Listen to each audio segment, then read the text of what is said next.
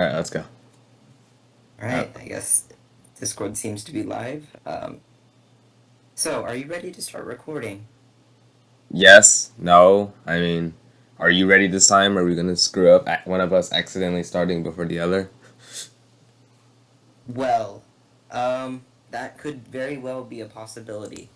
Another possibility is that I fall asleep in the middle of this, and we both fall asleep in the middle of this because we are both completely sleep deprived, and yeah, Yeah, that's I cool. mean, I stayed until about like 12:30 yesterday with Adele Whew. working on a project.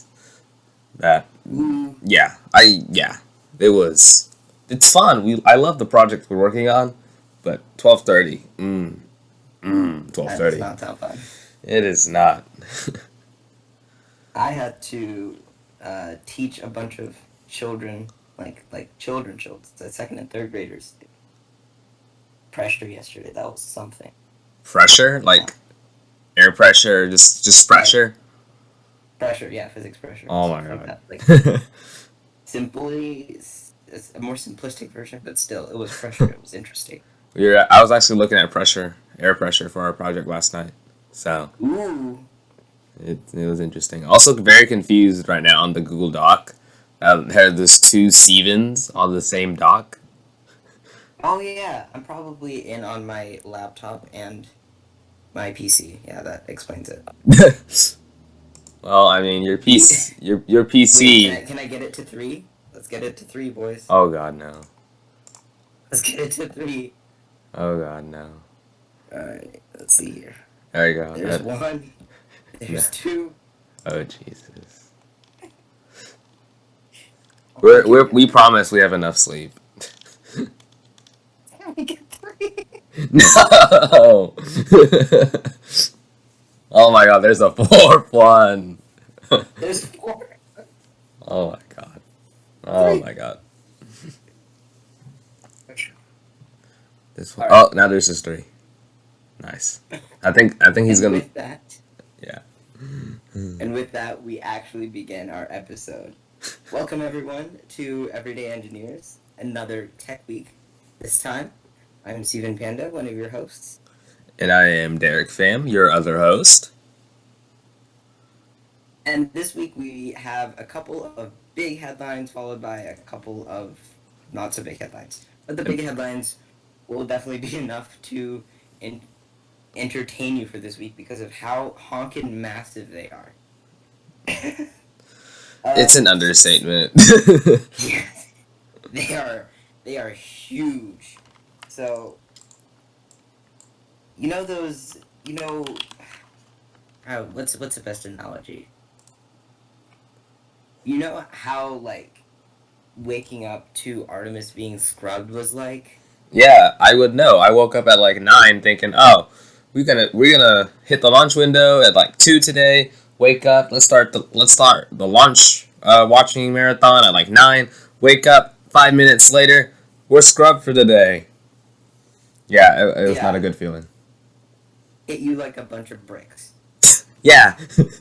If the bricks were filled with leaks and holes, yeah. Exactly. It was not fun.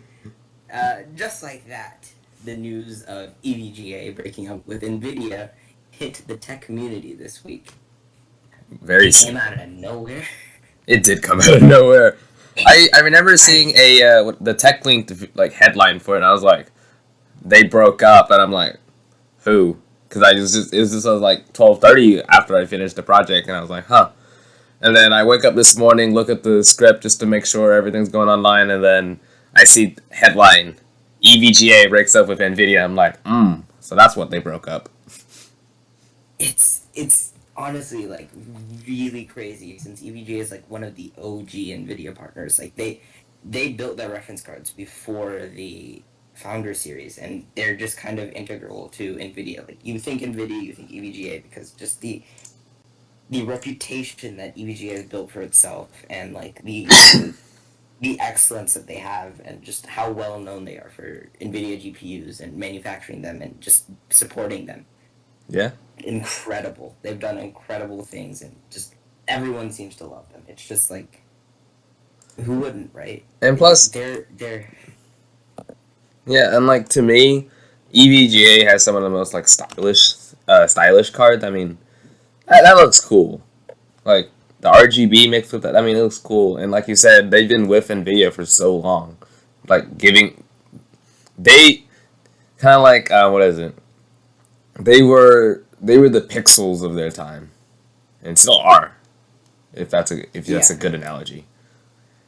just like they've done so much for the industry and so much for like community or not community, but just good reputation, good branding, good like It's good everything. reputation with the consumers, just like customer service, things like that. They're really good at that. But what could possibly cause this? Well, Well, it's Nvidia, so maybe they were like naming the 4090 Ti, and then EVGA is like, no, it's pronounced 4090 Ti, like you said in the last announcement, and they're like, no, it's the Ti now, official, and then they call it Ti in like an email, so EVGA is like, no, I want to break up with you. well, Nvidia's this rabbit hole doesn't even just start with their inconsistent naming of things that make absolutely no sense. Really? Dang, that's sad. I would love to wear a 4090 for a tie. 4090 Ti, even though it's named after titanium, which is called Ti, not Ti. Whatever. EVGA has not been given like as a reference or not as a partner for building these cards. EVGA has not been given the necessary information for building these cards, such as the cost of the chip, drivers, how Drivers. many chips they're getting, and other, I'm pretty sure, very important information to kind of determine pricing, you know? So just imagine you are what's the simplest way I can put this? You are a lemonade stand, right? And your entire living is made from making this lemonade. Go Yeah, up to the grocery store for some lemons because you can that.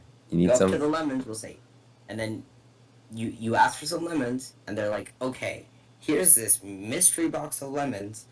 I'm not gonna tell you how many are in here. I'm not gonna tell you how much they cost, how just like what kind of lemons they are, how sour they are. You don't know anything, but you still have to make the ingredients. You still have to make all of this. Tell me your ingredients so that I can give you these lemons. Like how could you price them correctly? How could you figure out your recipe correctly Honestly, without this information? that sounds like Nvidia enough as is. Like if you were telling me this on the street and I hadn't read that headline, I probably would have just guessed that's like Nvidia doing their thing. Yep. Just like the super necessary information to price, spec, and just create a graphics card correctly is not Yes. given to them beforehand. And they kind of need that. They need the drivers in order to make sure that what they've built, the cooling that they built, is good enough for the card itself. They need to know the cost so that they could make enough margin to, have a business. They need to know their allocation so that again, how much they sell dictates how much they can make it cost, and how much they need to worry about shipping, how much they need to worry about advertising, and all of this thing. So it's like you need this information, and they're not getting the information. In some cases, they're getting the drivers after the media. Well, I mean, I feel like another thing they should also be keeping in mind whenever, like, when they're selling, is how fast Austin Evans or what is it, Mac Address will be able to buy it up. So, I mean, if they don't have information for that, how are they supposed to like sell to Austin Evans? Exactly. So they have to determine this pricing like with guessing. Their probably biggest like source of information are the leaks for the pricing because they can't know. They, Yeah, I they could they're not honestly agree. told official information. It's disappointing. It's not great for anyone. For the consumers who could possibly be buying cards that are way more expensive or way more expensive than it would actually be costing. And at that same time, if it's way more expensive, EVGA is going to have a bad mark, or not even just EVGA, but all of these GPU makers. They could have a bad mark in their reputation if they overstep the price that it will be. It's like not that. It's just not good, Nope, not at and all. yeah, not fun. And on top of that, Nvidia is extremely strict with their partners. They're Oh, restrictive they in what can are. be done They with it. are absolutely. Yeah, like you have to use this chip with this amount of RAM and this size board with this configuration, Yeah, and that kind of stops them from making like a mini size chip, or it kind of stops them from changing the amount of RAM, changing the type of RAM, doing things like besides the specification given to them by Nvidia. Like they can't really do much on their own besides the sheet of certain things that you could do given to them by Nvidia. yep. That's Even though, like, yeah, Nvidia's. I mean, Nvidia's always been at the top for so long. The head taken such a huge leap in today's in modern not moderns in today's standards ahead of AMD. AMD's I mean starting to catch up, but Nvidia losing EVGA is just another way of them losing like more opportunities. hmm I mean, the original idea of like partnering up with all of these companies so that they can have a bigger share of the market, because the more you partner with people, the bigger part of the market you have. And if you Exactly. lose a player like EVGA, and even though right now they have no plans to stay with AMD or Intel Arc, Intel Arc. you're Intel Arc. That's its own rabbit hole. that's its own can of worms. But they have no plans to stay in the business. Sure.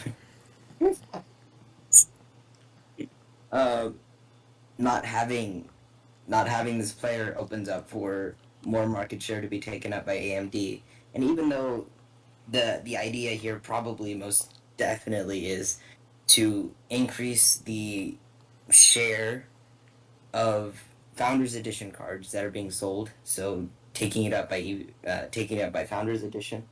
Um, Potentially Lenovo, because that was something like that was floating around somewhere. I think that would That would be be an sold. interesting way. That would be really weird. Lenovo having shares to do that is interesting. That is weird. I've just floating around is a picture of a Lenovo card, and I don't know if it's real or not, but In my mind, what? I'm thinking of something like bulky. You know, kind of like the was it Noctua and Asus that were partnered together to do that thing? With like, Yes, was it? That's what I'm thinking in I my think so. head. Yeah. I'm thinking of like something like that, where except it's like ThinkPad thick or like X1 carbon level of like thin. It's I don't Yeah, know. I'm thinking of just a PCB that's magically like cooled somehow through magic or physics. I don't know. I saw a picture. It was really big. It was huge. I don't know if I can find the picture again, but Lenovo's graphics card. and of course Lenovo. That's because of the 40 series. It's the 40 series that's being leaked. Ah, the Quadros. I haven't looked at these in so long. My old gaming PC used to run on a Quadro.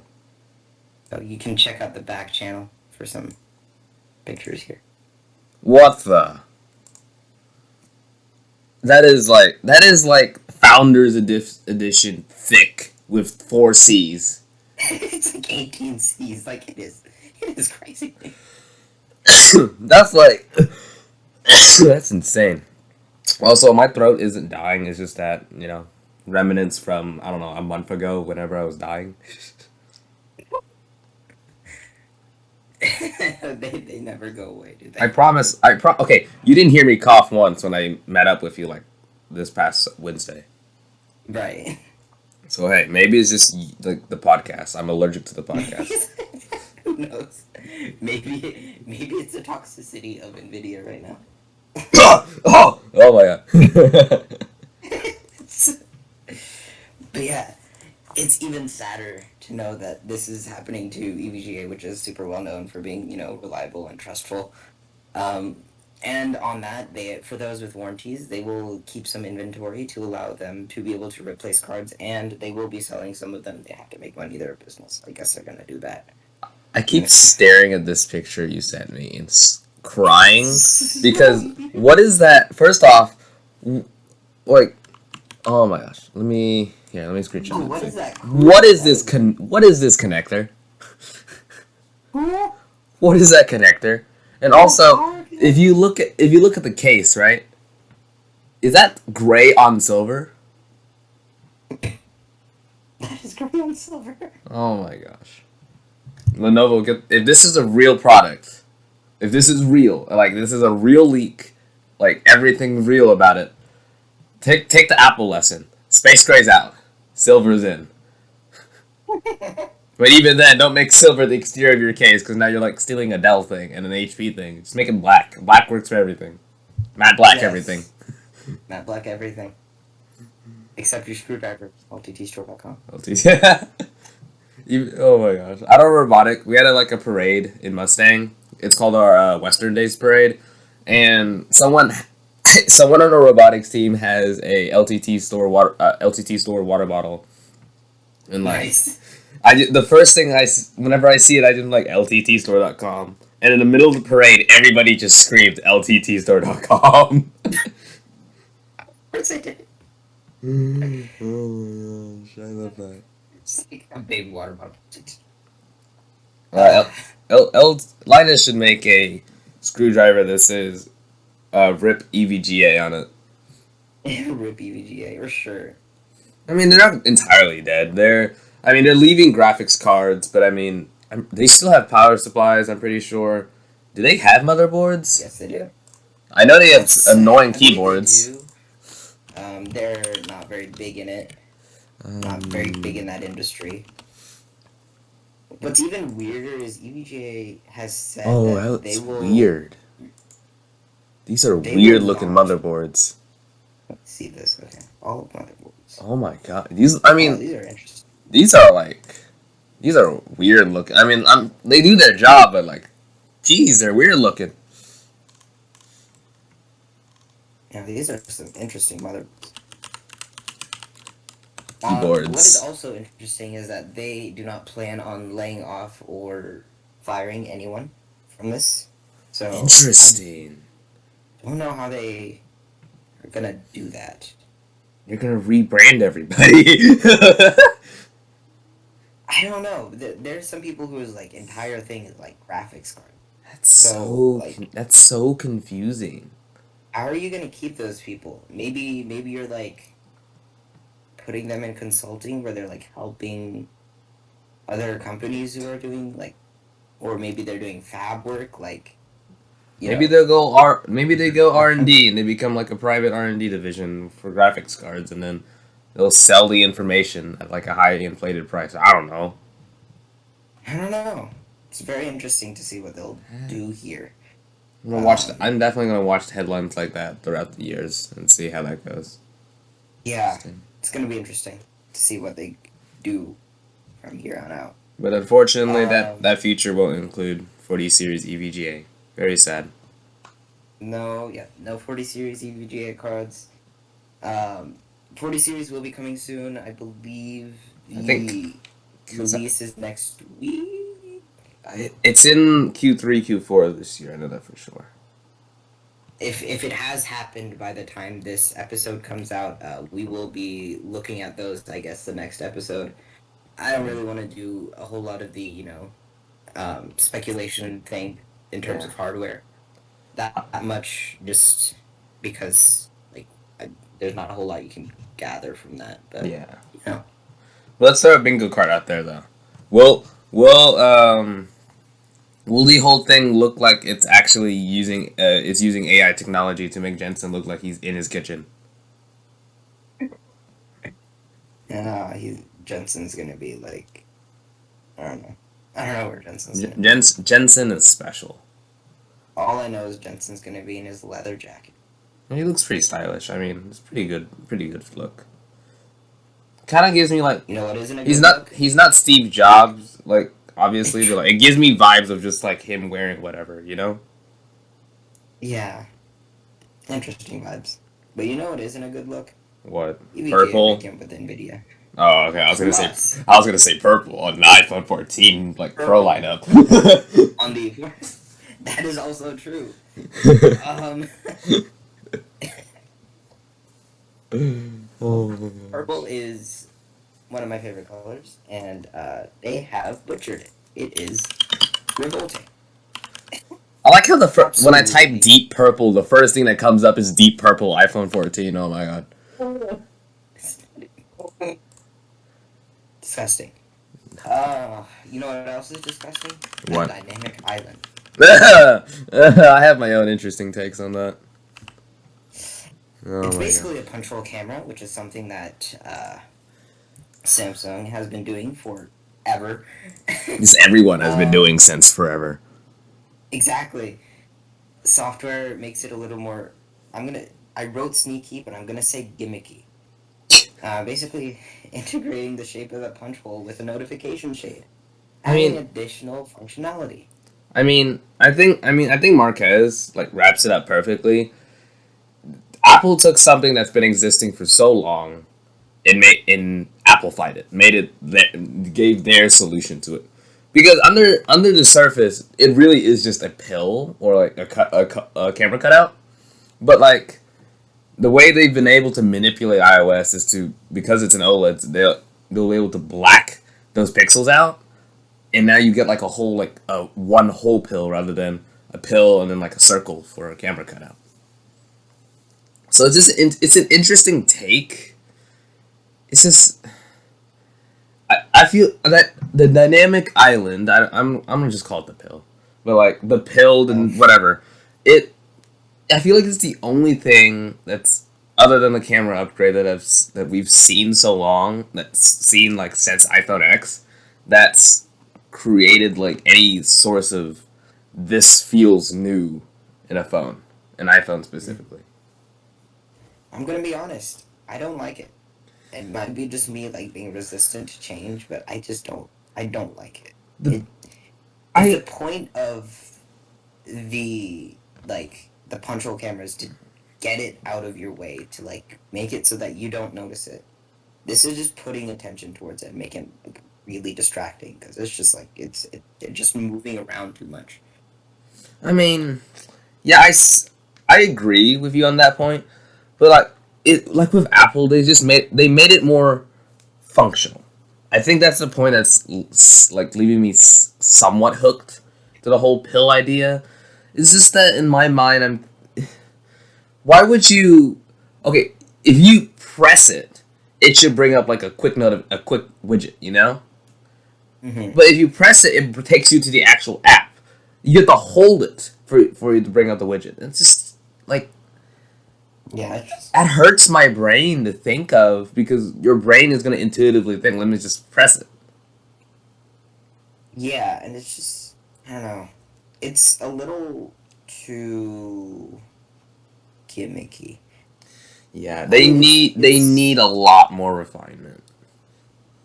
it's gonna So be like the notch. I'm sure at some point the actual holes of the punch hole are going to be small enough to the point where it's actually going to be more useful than just like something there. But I feel like this is a little more distracting than just a simple smaller sized notch. yeah, We're just not doing that at all and leaving it like a basically a sideways letter I lowercase. I mean it's an interesting take. I mean I like how they took it, but So I I just did wish see a the picture. colors they had were different. I did see a picture of it in the sun, and it looked like garbage. Oh my god, I don't blame you. Okay, let's Because see. you're gonna have the black part, like the actual like solid black part that's kind of on top of the display, and then you're gonna have the part that's like behind it that's blacked out on the screen. So it's like there's that little bit of distance between them, which like you're gonna see a shadow. It's gonna be interesting. It will be interesting. Let me send that in the back channel. Oh my gosh. And look, the colors. The thing that's just hurting me more is just the colors. That purple looks good on the iPhone 14. 14 not Pro. The blue I'm digging that blue. I love it. You know, midnight is midnight. I mean, it's more black than the MacBook Air. Starlight, I can somewhat get behind, and then product red is product red. However you take it, you know. Yeah. All right, let's see. Oh my gosh. Honestly, if I'm being honest, if they would have just left the iPhone like that, it would have looked aesthetically better. Yeah. Like that, I mean, it looks cool. Like when renders of that came out, it was cool. Apple. Apple has its chance. It can get better. It can fix this with iOS 16 maybe. Maybe. Yeah. I don't know. It's an interesting way of doing things. I'm not particularly liking 100% of it, but it's cool. It's a cool idea, but Yeah. it's gonna take a little bit. How about eSIM? You gonna get onto the track of eSIM? You gonna like that? I actually do like that. Okay. I mean, I like the idea. We definitely should be moving towards eSIM rather than a SIM only world. It's just, to me, I feel like eSIM is in the same place as like buying an electric vehicle. Like if you switch the entire U.S. population over to an electric vehicle, our grid would just fail. Yeah. I just don't eSIM. I feel like right now is too niche still. It needs to start getting adopted. Yes, I agree with how Apple's taking that push. It's just that, you know, you're still gonna run to a place where, let's say you're traveling, and then you want to switch SIMs out real quick, and you can't do that now. And you have to, you can have multiple eSIMs like on the cached, but you can only have two active. So it's just a hassle going back and forth, and it's just, you know. Yeah. And even though like you're able to cache or like keep saved more than two SIMs, you can only have two active at a time. Right. So it's like that works. That's good. But like there's so many carriers that do not support eSIM, especially No. outside of the U.S. You're gonna have carriers Exactly. that will not support eSIM. And that's why it's just Apple to me is always it's a US first initiative. And that's what's just weirds me out so much because like in the US we have iPhones and we talked about this I think in episode 2, but like we have iPhones. Android is like bashed here, but everywhere else if you have an Android, people are like, oh, that's cool. An iPhone, oh, that also looks cool. It's just weird. And eSIM's only in North America. Right.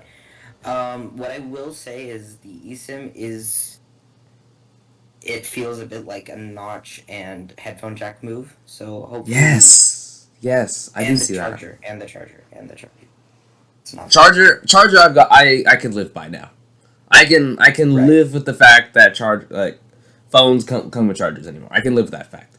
I can't live with the fact that headphone jacks it's the same thing. Like, okay, you can fit a USB port on that, right? Like you can fit just a Type A, maybe not like the fastest USB port, just a generic Type A port, you know? But like they can't do that. A headphone jack, like you could just put that in there. Like, you know, it's not that hard. It's just they're pushing the initiative for having having like AirPods and wireless earbuds. Yeah, I don't know. It's just like really. I will say with the charger situation, I am still 100% against that in the Apple side of things, just because they use Lightning. Well, everyone else has. I hate Lightning. For student, I'm the media chair for student council, so I handle all the filming for our high school student council. But I'm a firm believer of why should I be asking the advisor for like how do I put this an expensive camera and an expensive mounts and equipment for me to be mobile and on the move when I can just buy a flagship phone, a Pixel, a S22 Ultra, an iPhone 14 Pro Max, and have like extremely good quality still. Right. I mean iPhone processing is really good. Post processing is good, so I genuinely would rather shoot with one. Like I shot one of our assemblies using a friend's iPhone 12, I believe. But like Nice. the hardest thing is I can't. It takes so long to take that to take the raw file from the iPhone over that Lightning to USB onto my laptop. It took so long to the point where the iPhone couldn't even render like one thing to send. Yeah, So it's so bad, and I had to have that my friend irritating. send that over to me using Google Photos instead, and that just hurts. It's like, okay, the argument could be made like, oh, you could use iCloud or you could use the iCloud. Yeah, but it takes iCloud time to upload to iCloud. It's not going to be like an instant upload. You know, what if you're in the middle of nowhere taking like some pictures or like filming a cute frog? I don't know. Like it won't Exactly. upload to iCloud so fast. Especially if I'm filming that long with so much.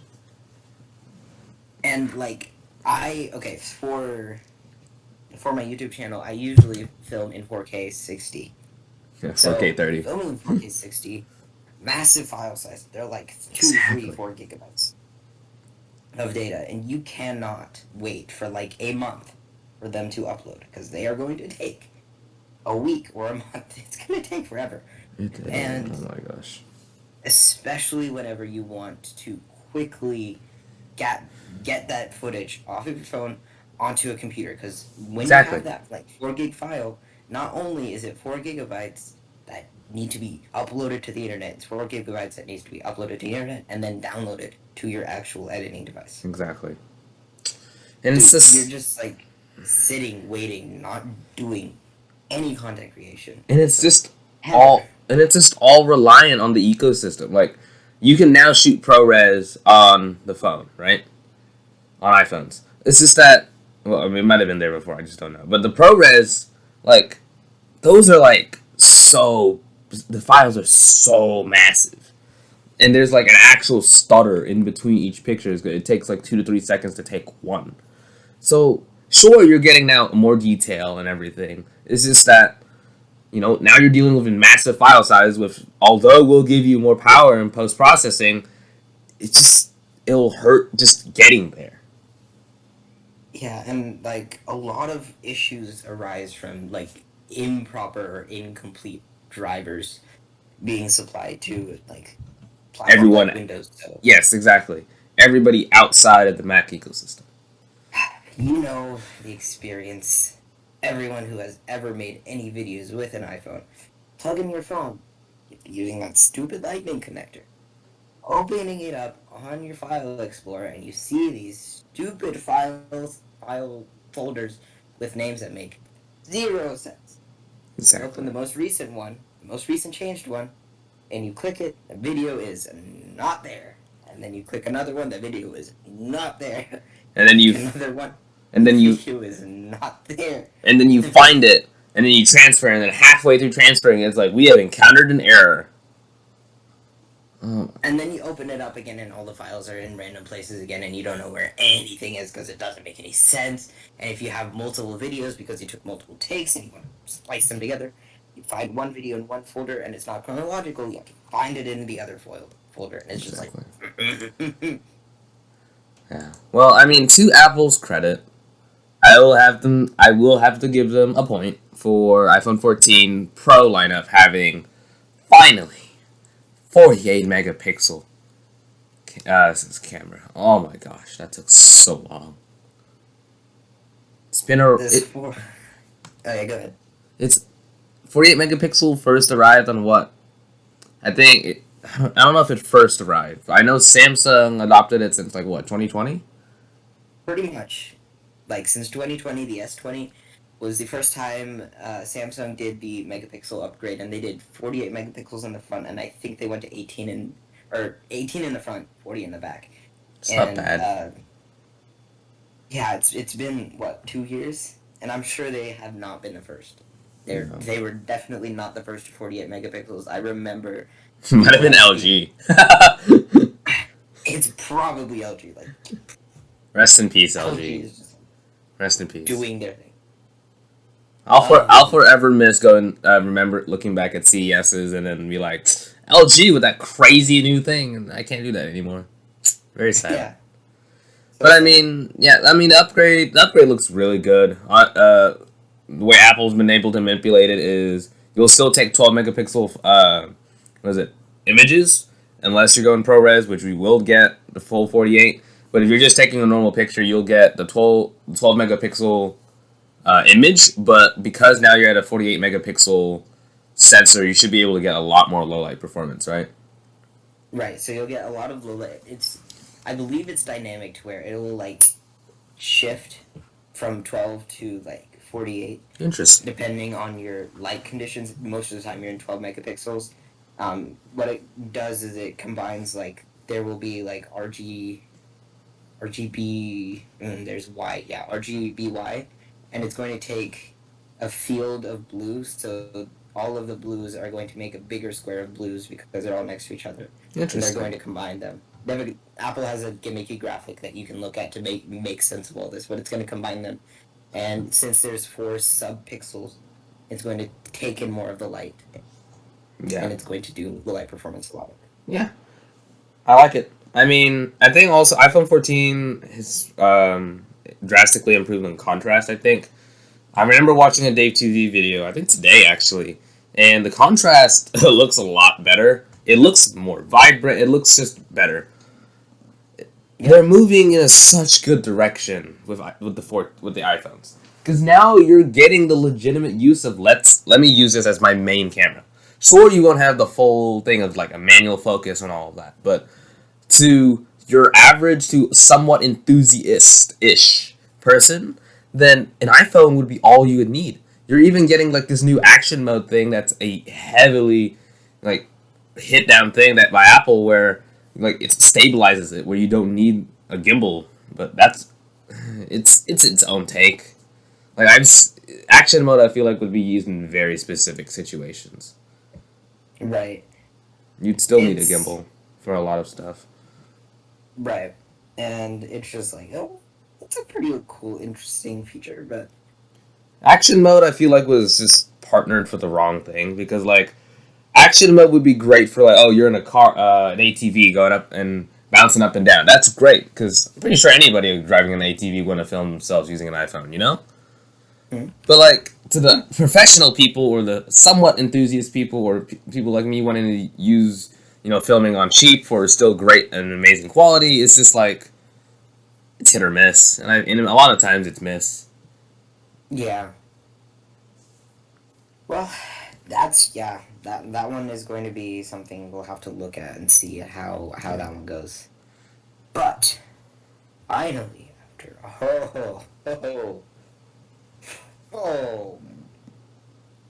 Gotta take a sip of water for this. Oh my gosh.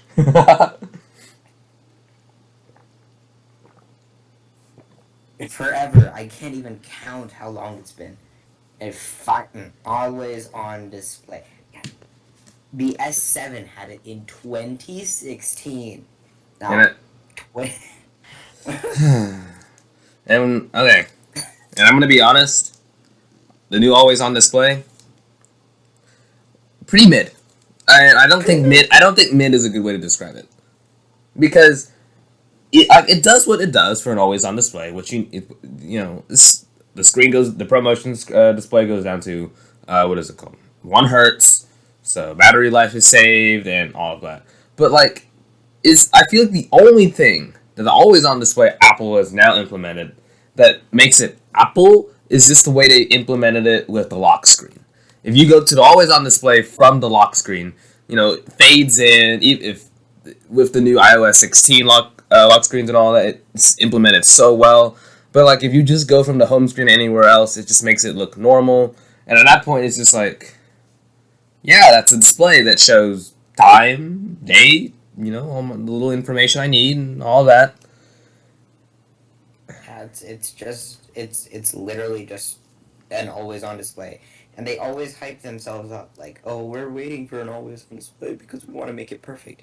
If this is what you would have called perfect, no, then I don't understand what took you 6 years. No, because the only thing I feel like Apple, to its credit, deserves after taking so long are widgets. They've made widgets just so nice, so clean.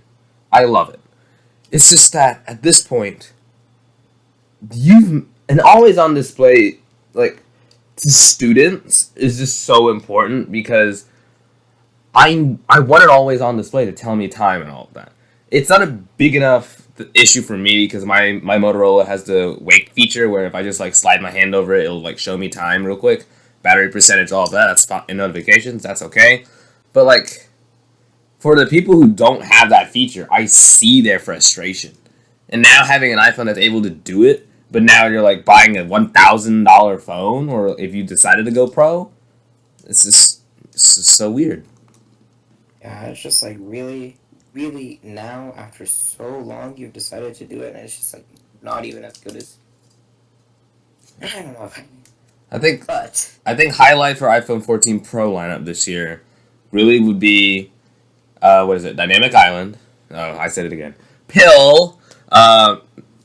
The camera upgrade, and this cool new thing called satellites. yep.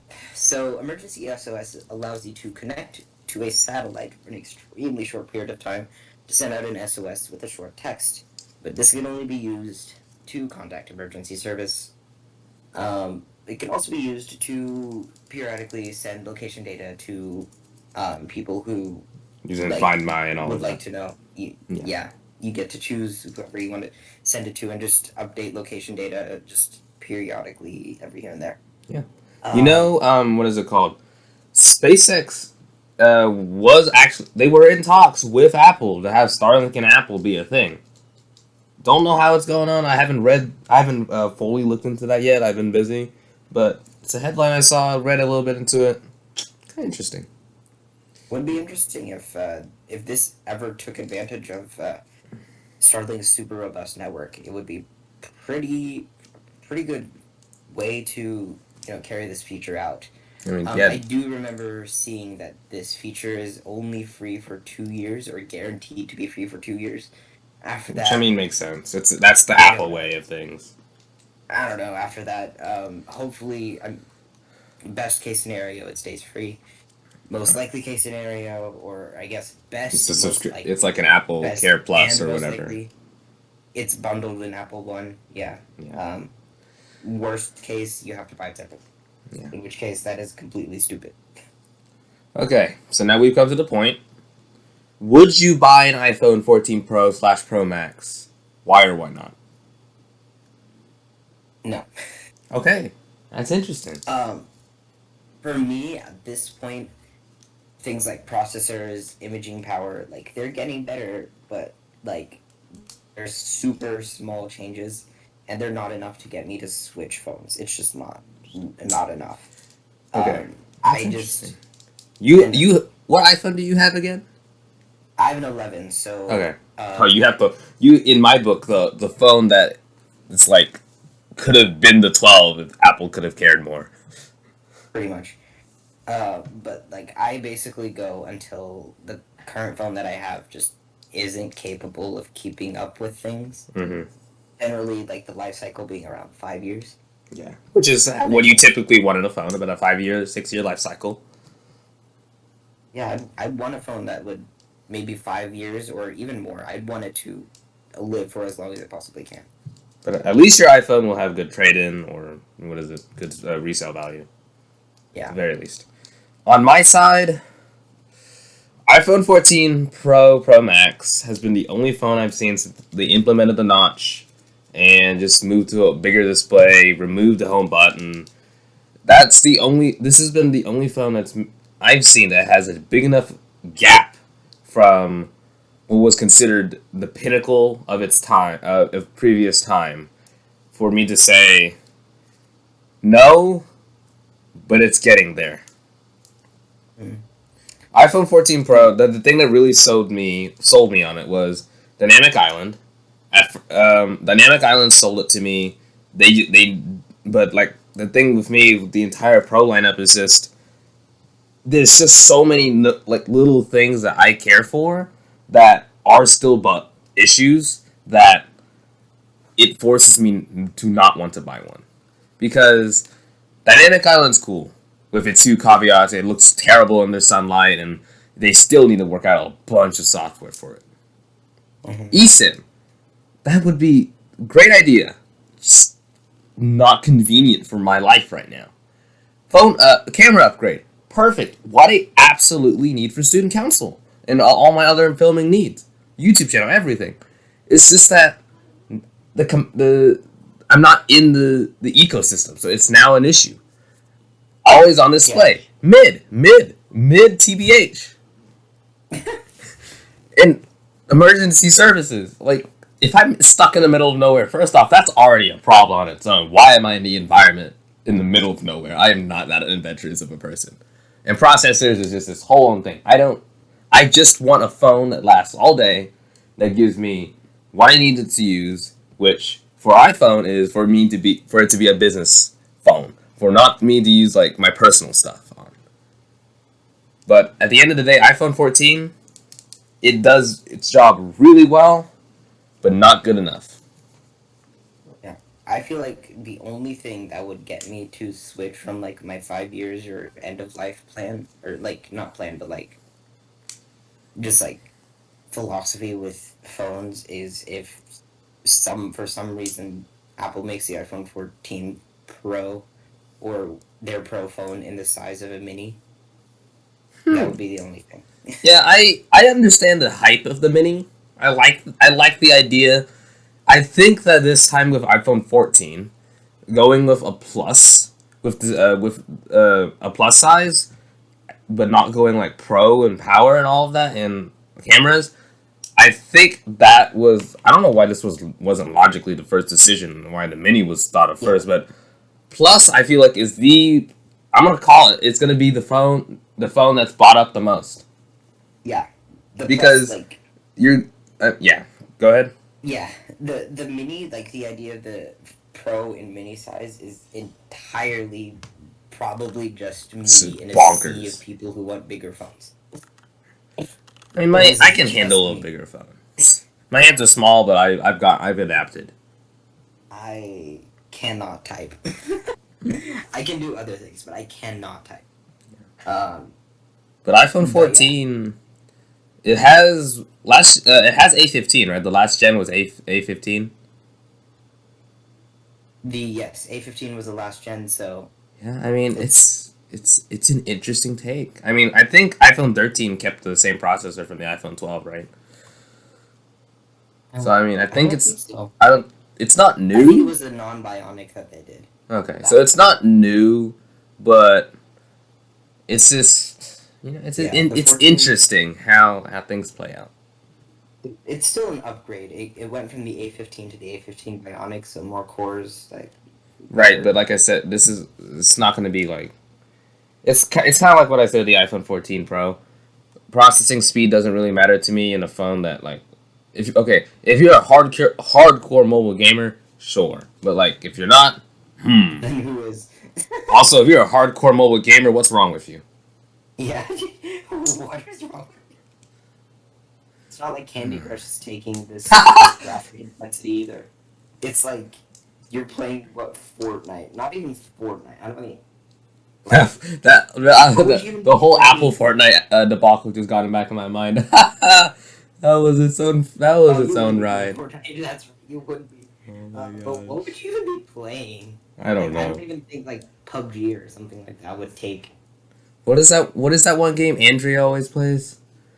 It's not Wordscapes. Not episode. It's not Wordscape. Landscape? What is this? What am I thinking? Homescapes. Oh yeah. Andrea gets to play Homescapes in 60 FPS solid 4K.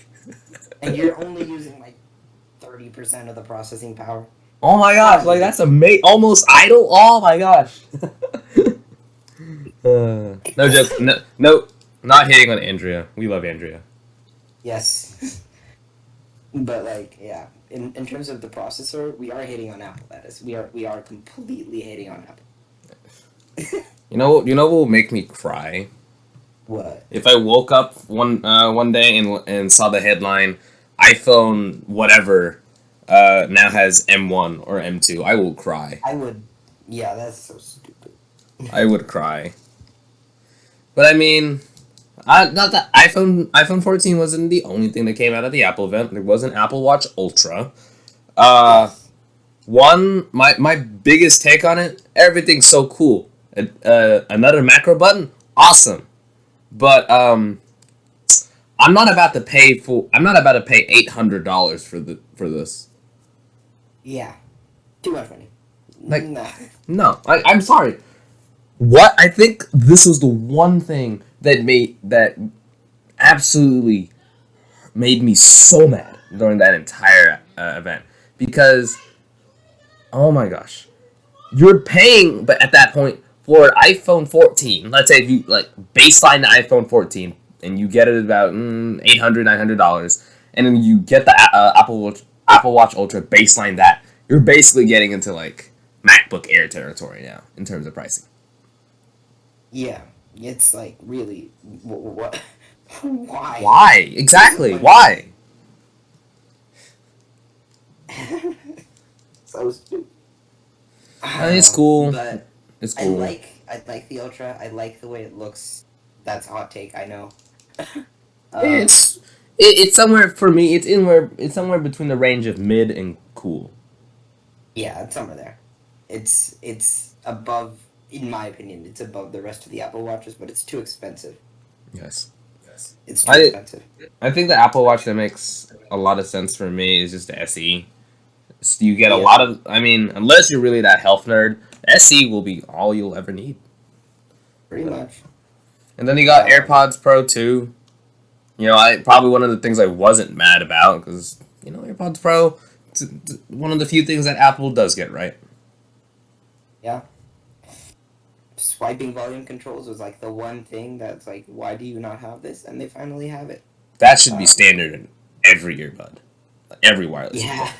Like, you don't understand how, like, double pressing a physical button hurts. Like, I just want to swipe up, swipe down, and that's volume. Yeah. This round has the standard audio improvements, some gimmicky, whatever, standard Apple gimmicks, and case improvements. So now there's a lanyard, little hangy boys for you to slot in your lanyard, lttstore.com. Location. That was an actual cough, but yes, that would have been a really good ironic cough. LTTstore.com.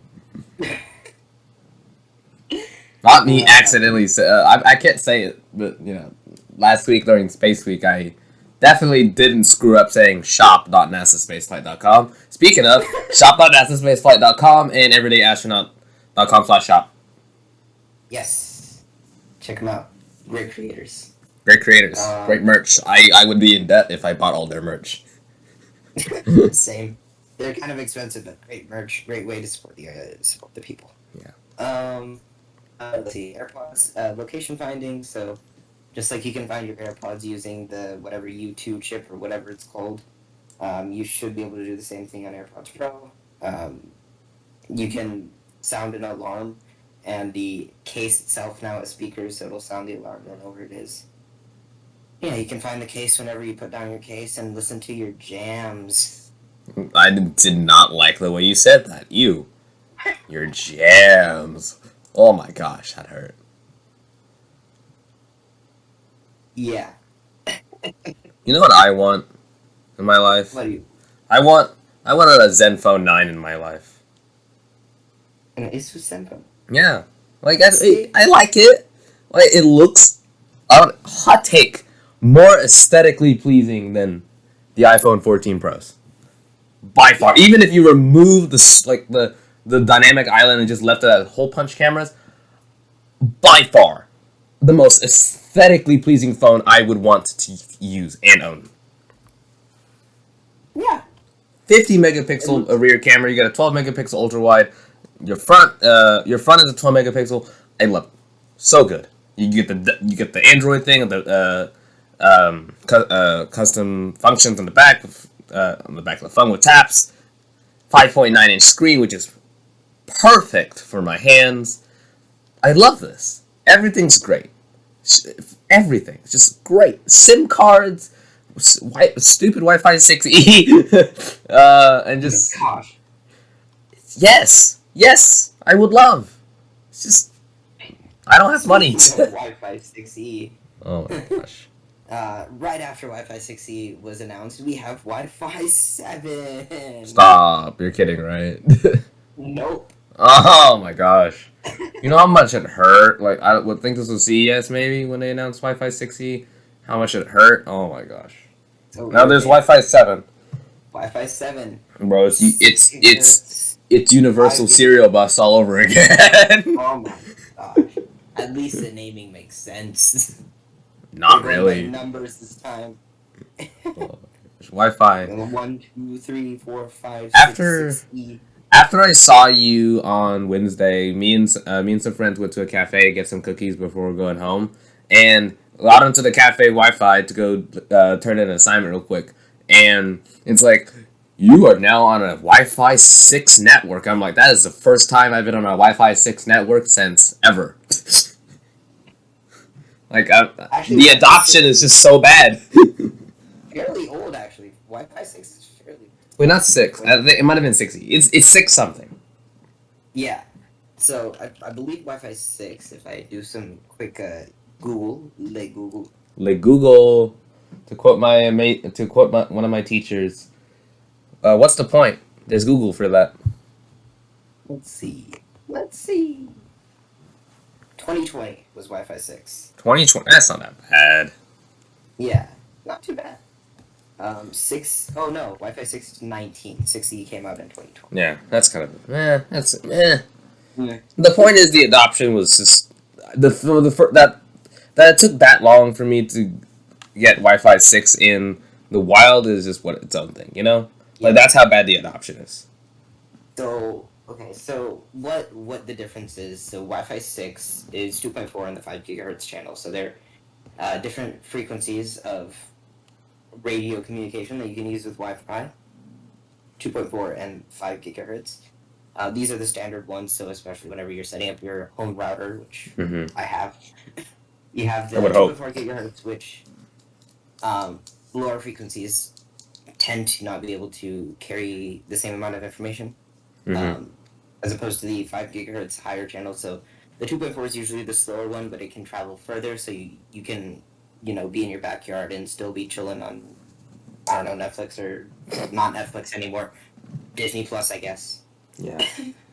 And Can't waste it. if you're sitting like a little closer to the router, you will be chilling on your 5 gigahertz network, watching that 60 frames per second, crisp, 60 FPS, 4K.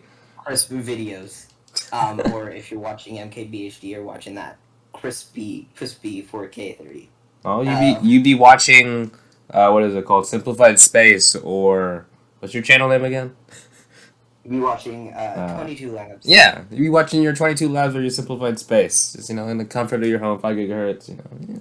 It's 4K, 60 FPS, super smooth.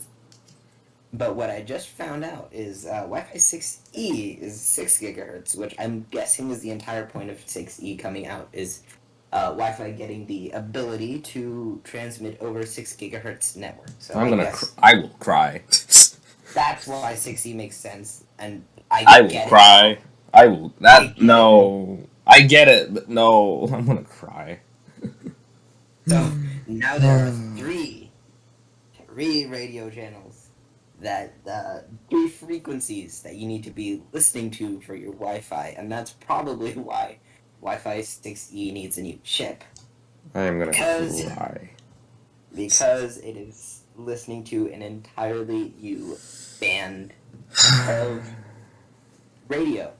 So Wi-Fi 7 will be using this 2.4, 5, and 6 gigahertz networks, and using this bigger frequency network, you should be able to support higher speeds. But Apple's still on Wi-Fi 6. Most phones are still on Wi-Fi 6 and only support Wi-Fi 6 and not even 6E. Who knows how long it's going to take? Well, I agree. Apple has a pretty good adoption rate for just a lot of stuff, but they're not running this, so we'll see how it goes. Yeah, so that's gonna be that. In worse news, some people are getting 5+ bumper ads on YouTube. Thank you, Google. Very much appreciate you. So this is a test to see whether Stop! I just said Google once, and now my phone's. Oh my god! I do not appreciate you. I do not appreciate my phone every time I say the G word. Anyways, YouTube. Okay, Google. Good thing I have headphones on. But it's basically a test to see what's better, having a bunch of mid-roll ads or having a bunch of bumper ads. But I'm gonna say the first option. The video. The first option. The video by about far. like special or like emergencies or like aid, first aid, things like that. Don't put ads on it. I don't know if that's a thing you've been looking into yet, but please do that. Would be very good. Just for me, right? You know what Google needs to do? Have a program for YouTube to test this stuff, okay? Among the general public, like a beta YouTube, you know? Stop rolling this out to everybody who uses it, because YouTube's such a big site that everybody uses. And then whenever people are, like, with me a couple years ago, when they roll out, like, smaller thumbnails, I'm, like, searching out, did I get something go wrong with my YouTube? Is something wrong with my computer? And I'm searching up, and the forums everywhere are like, is this happening for anybody? Because it's happening for me, too, in, like, 3 forum pages, because everyone else is so confused. I also really don't like staggered rollouts of things, because like then no one's on the same page ever. Like someone's looking at a page and it looks completely different, and someone's looking at another page and it looks absolutely. You got all echoey. Different. And you can't even as someone who creates for a platform, it's hard for you to keep up with everything like that. Absolutely. Did you migrate somewhere? Because you just got all echoey. Oh yeah, no, I had to turn on the lights. It was kind of getting dark in here. I had a light. That's definitely doing its job. I had one. It kind of wasn't able to do its job quite as well as it was a couple of minutes ago. And then Discord Voices on Xbox, which means, another Discord headline in the second Tech Week episode. Woo! Yeah, Discord. By the time they did that, Xbox Voice is kind of bad.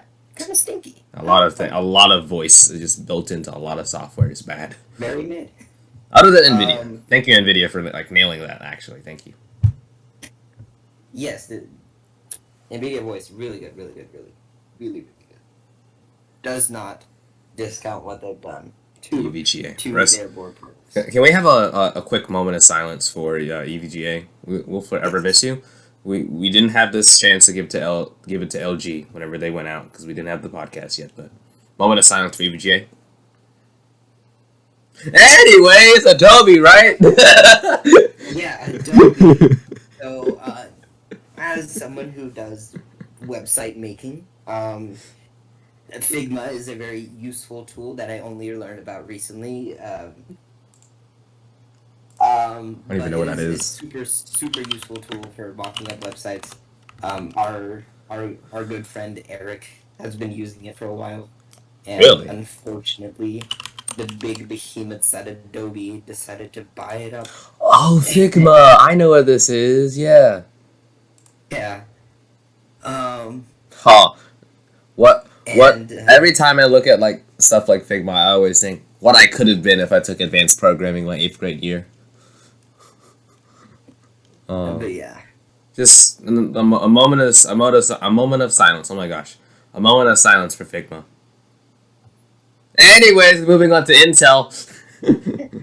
I've just been roasting not roasting. It's just I need something to keep me awake and thinking at night. Oh yeah. Intel has ended Pentium and Celeron processor branding, and going to be replacing it with the name Intel processor. Oh my god! Okay. To Intel's credit, right? Pentium and Celeron sound old, no matter how new the technology is. Intel processor sounds a lot better than just Pentium and Celeron, in my opinion. But then you're like, hey, what kind of processor do you have? I have an Intel processor. And you're like, what kind of Intel processor? The Intel processor. Really? What kind of Intel processor? The Intel processor. What processor do you have? I have the Intel processor. You have which one? No, you don't understand. It's the Intel processor. They're expecting like an answer like Core i5. No, it's Correct. the Intel processor. It's like, okay. Oh my god. But that whole sector, which was once housed by Pentium and Celeron, will be chilling under the Intel processor brand for at least laptops. Yeah. Um, Core 2 Duo when? There's a so laptop in my household that is still on Core 2 Duo. oof. This old Mac that we have just for storing photos also uses the Core 2 Duo. Oof. Intel and Mac? Well, Oof. yeah, Intel and moment of Mac silence. should have never been a match in heaven. True. Um, moment of silence for Pentium and Celeron? Moment of silence? No? Well, I think we should have a moment of silence for ARC. Oh my gosh. Moment of silence for Intel in general. Just hey, amen. they've gone so far now. Like I told you this past week, if they would have able to implement ARC with the new way they're doing Alder Lake and the future generations, that would have been it. I would have been a Windows person for all my life. Wouldn't have ever thought about switching to Mac OS just mainly for the fact of better ecosystem. I would have just been an eco. Would have been a what is it? A Windows person all my life. But thank you Intel for screwing up a project could have that could have changed so much. Moment of silence for that. Anyway, This time I'm actually roasting Intel.